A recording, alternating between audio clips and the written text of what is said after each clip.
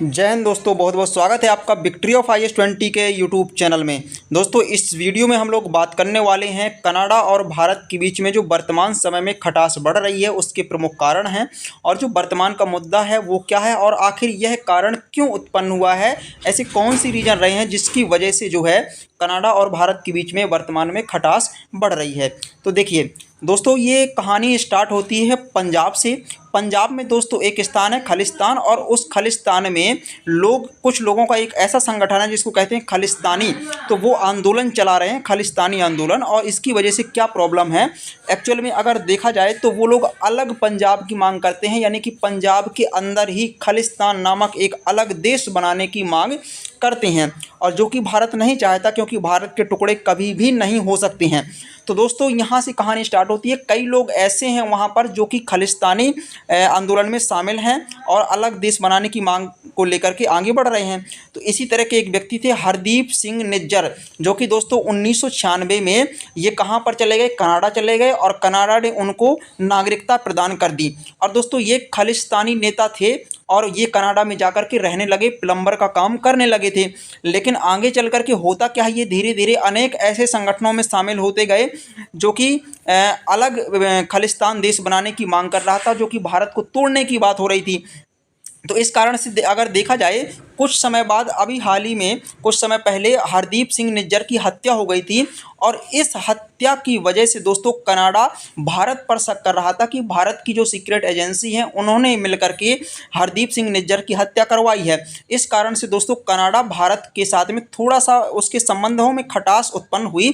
और अभी हालांकि G20 के जो सम्मेलन हुआ था उसमें कनाडा के प्रधानमंत्री जस्टिन ट्रूडो जो भारत में आए थे, उन्होंने इस व्यक्ति की हत्या के संबंध में प्रधानमंत्री से बात की थी, लेकिन प्रधानमंत्री ने उनकी बात को पूरी तरह से खारिज कर दिया था। अगर दोस्तों देखा जाए, निज्जर की हत्या का आरोप भारत पर इन्होंने लगाया है प्रधानमंत्री जो है कनाडा के, जिनका नाम है जस्टिन ट्रूडो। तो इन्होंने अपने इस हरदीप सिंह निज्जर की हत्या का किस पर आरोप लगाया, भारत पर, जबकि भारत ने मना कर दिया। भारत ने कहा है कि हम किसी ऐसे व्यक्ति की हत्या नहीं करते हैं, चाहे वो कनाडा की यहाँ पर विदेश यहाँ पर राजदूत रह रहे हैं जो कनाडा के। भारत सभी की रक्षा करता है, जितने भी देशों के यहाँ पर राजनयिक लोग रहते हैं, राजदूत रहते हैं, तो भारत ने इस बात को मना कर दिया है ना। तो इस वजह से देखो यहाँ से खटास उत्पन्न होती है, और इसका जवाब देते हुए दोस्तों जो जस्टिन ट्रूडो हैं, यानी कि कनाडा के प्रधानमंत्री हैं, उन्होंने भारत के जो राजदूत जो कनाडा में थे, जिनका नाम था प्रणय कुमार राय, उनको निकाल दिया दोस्तों। और उनको निकाल दिया इस वजह से भारत की थोड़ा सा यहाँ पर छवि खराब होती है।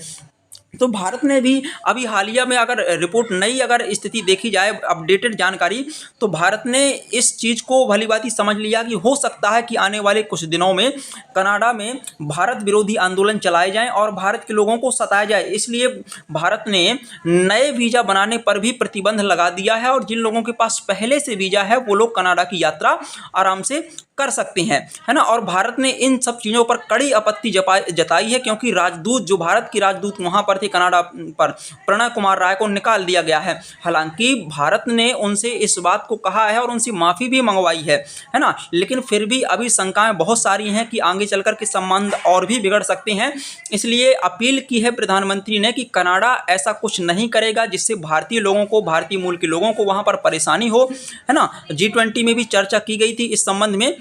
तो ये सारी जानकारी दोस्तों आपको याद रखना है। यही हालिया रिपोर्ट है। अभी वर्तमान में काफ़ी संबंध खटास में है ना, क्योंकि उनको ऐसी उम्मीद है, उनको ऐसी शंका है कि भारत जो है, भारत की वजह से, यानी कि भारत की सीक्रेट एजेंसियों की वजह से हरदीप सिंह निज्जर की हत्या हो गई है, जबकि दोस्तों ऐसा कुछ है नहीं है।